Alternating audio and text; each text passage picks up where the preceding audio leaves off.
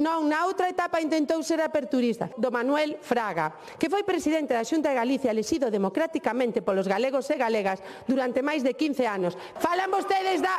Non me falen vostedes de outras etapas. Supoño que o momento aperturista de Fraga foi o asasinato de Grimao e cando firmaba en agosto do 63 a sentenza de morte de Joaquín Delgado e Francisco Granado. A garrote vilos mataron, Que importante é combater a desmemoria nun momento onde se quere revisar a historia para facer pasar por demócratas a quen participou activamente nunha ditadura fascista que oprimiu o conxunto do Estado español durante 40 anos. Logo, levámonos as maus á cabeza porque a chavalada dice por aí que se vivía mellor con Franco. Pois son discursos como os que acabamos de oír agora mesmo os que levan a xente nova a facerlle crer que nunha ditadura sin dereitos nin liberdades, donde o goberno manda executar estudantes, se podía vivir mellor. Aperturismo, lle chaman.